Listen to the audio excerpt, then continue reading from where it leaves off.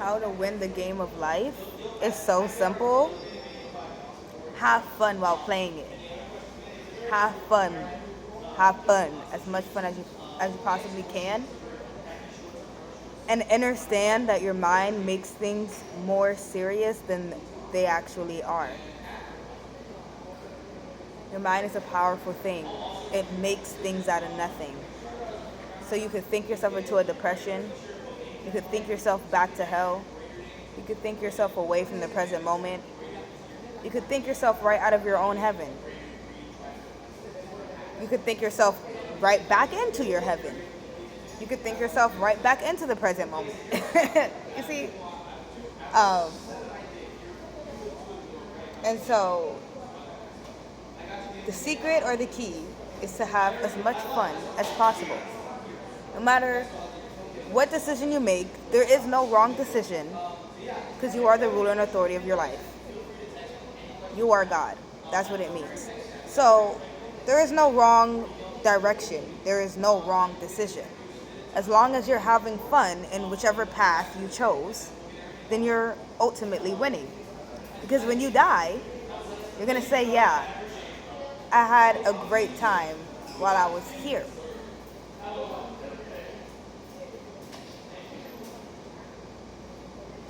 And while you're having a great time and you're just having as much fun as possible, you're going to shine. You're going to have a glow. People are going to be attracted to you because they're like, I don't know what it is about this person, but the party's over here. The party's wherever this person's at. They're having a great time. I must follow them. I must follow suit. I must watch them and study them and figure out what they have cracked or what is it that they know that I don't know for them to have this much fun and this much enjoyment, and we are living the same life, but they seem to be winning. And why do they seem to be winning? Just because they're having fun. It's like we all want to be famous, we all want to be rich, because we look at the rich and we look at the famous and they're having the time of their life. We want to have the time of our life. And the trick or the illusion is thinking that we have to have something or be something or do something in order to have the time of your life on earth. No. You just have to become one with the present moment, spend more time in the moment and less time in your head.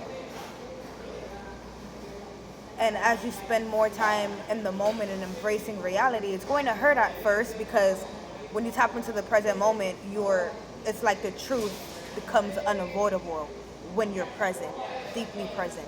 The truth of your life, of your circumstance, of yourself becomes very clear when you're still and extremely present. And so it's going to hurt and be hard to do at first because you're going to be hit with everything you need to work through and work on. But once you work through it and you clear all of it and you come into acceptance, and then suddenly the present moment won't be unbearable. The present moment will be somewhere lovely. Your world will be somewhere lovely. Life will be somewhere lovely.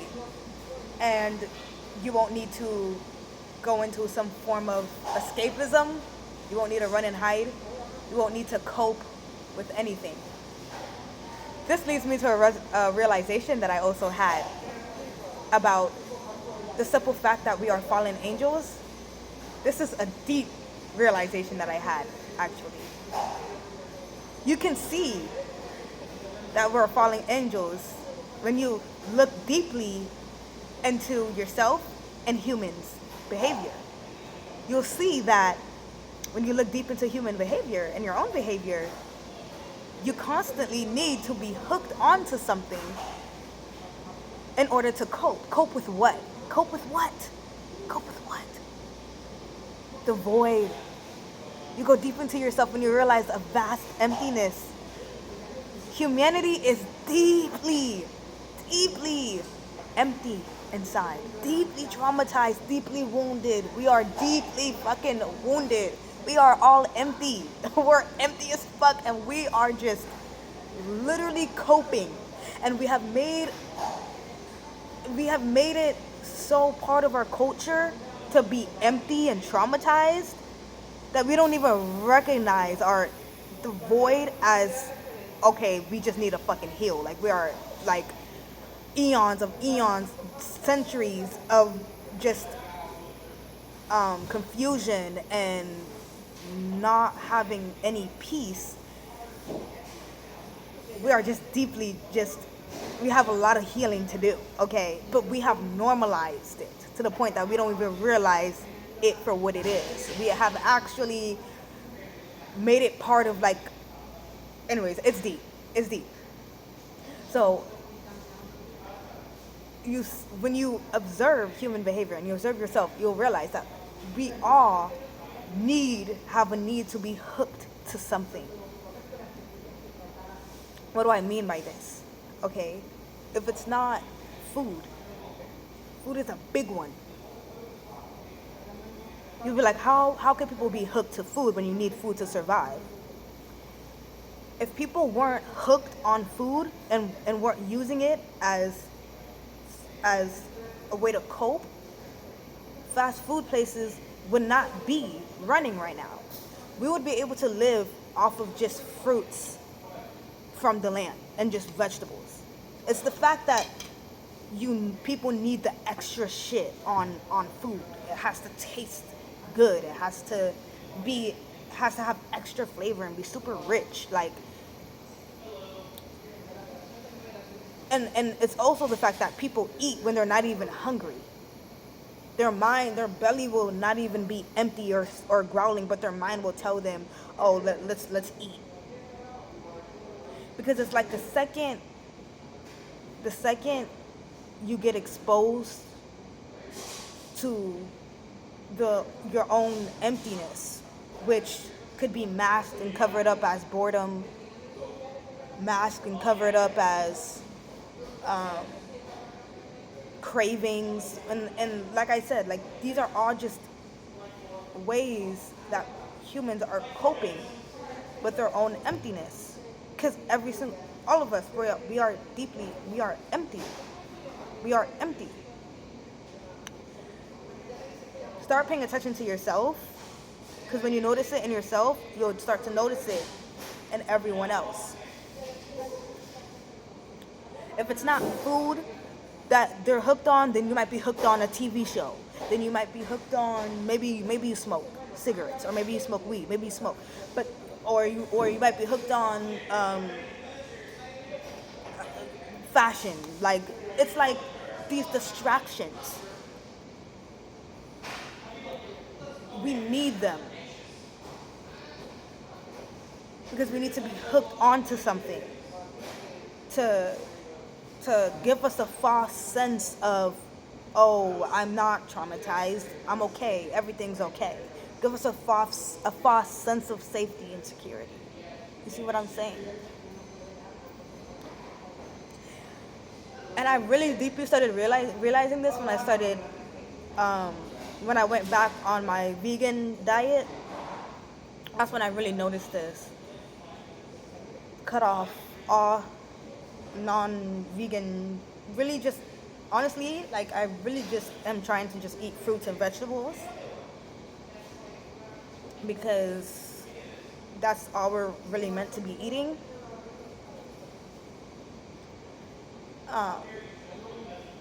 But that's what I realized. And so you might think, what's wrong with being hooked on something? This runs deep. Think about it. When you're in the hospital and you're in a hospital bed and you're not able to breathe on your own, or you can't sustain your own life on your own, so you have to be hooked to a bunch of machines to pretty much keep you alive, because you can't keep yourself alive. It's literally like that, but on a deeper spiritual level. If you didn't have any of the distractions, and if you didn't have any of the things that you're hooked to, you would be forced to face your emptiness. You would be forced to face the void. And that case, if you're a weak spirit, you will commit suicide. And if you're a strong spirit, you will you will heal what you need to heal. And in that healing, you will find your correct path. And it's not even that you're finding it. It's more like it will be more like revealed and unraveled just in you taking on the healing. You see what I'm saying? Because the truth, it hurts and it's hard. Hence why people commit suicide when they reach that point, because it's not easy.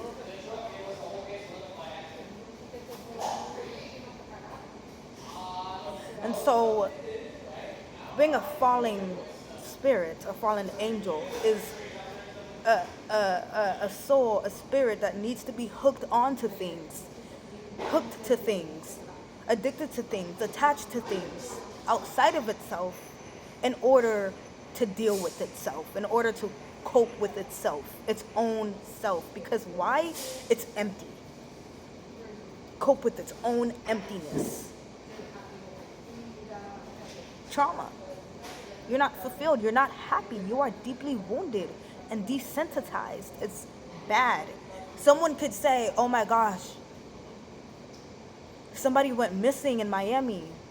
There's, or someone could say somebody went missing in Miami, or somebody died in Miami, or whatever, right? And like, you let's be like, this is what I'm saying, like, you gotta be real, like the truth, like be 100% real. You don't fucking care.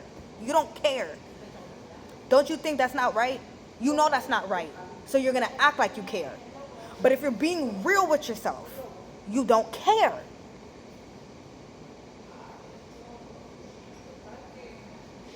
That should already tell you something's not right. Like, if you just, you know what I'm saying? And then that's when you have to really look into yourself. Well, am I a fucking demon? Because that's awful that somebody went missing, that a child is missing, or that's awful that somebody died, or that there was a school shooting. That's awful, but yet I'm not shedding a tear. I'm not really panicking. And to be honest, I'm going on with my own life because it's like I'll be like, oh, that's sad, because that's what I'm supposed to say. But do I feel that in my body? Did I genuinely feel my heart break when I heard that? No. like you gotta be real with yourself. That right there already is telling you something ain't right. Am I a demon? Because a demon would probably laugh at that. Okay, so then I'm not a demon, but yeah, you see what I'm saying? I can't be no angel because I generally don't give a fuck. But why is that? So it's you gotta keep it real like with yourself to really realize what I'm talking about. I'm a fucking fallen angel. And because you know, in these spiritual truths they always say, if I'm made from love and I'm the embodiment of love, why don't I feel like that? Wow, I'm a fallen angel. I've really gotten away from myself, my original self. Because I am nothing like what they describe. You know what I'm saying? Like how you're just made of all possibilities and made of love. It's like, I'm nothing like that. So I must be a fallen angel.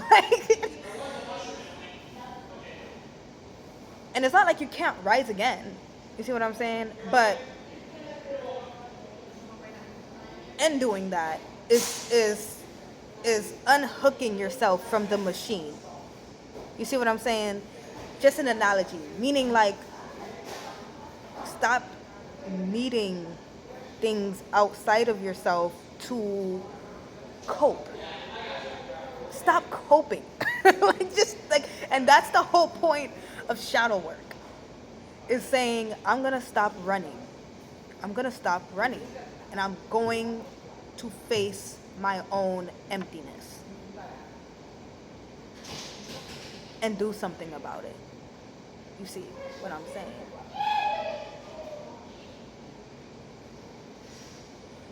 So it's like, what are you hooked to that, like, or what is it that you do that if it were to be taken away, like you would be like panicking trying to find something to replace it, or you would be like just like trying to like you would just be panicking, like you can't live without that. Like, what is that thing? And quit it, whatever it is. Cut it out. Stop doing it. And for most of us, it's food. For like everyone, whether you realize it or not, most of us don't eat when we're hungry. You see what I'm saying? And most of us eat for other reasons than just to fill our belly and give our body the nutrients that it needs. And that's all food is for. Like, that's it. Like, it's like all this extra shit and all this overstimulation is literally just us running from our own emptiness instead of facing it and doing something about it, so you can start to feel fulfilled, genuinely, truly happy, not a false temporary sense of it, you know.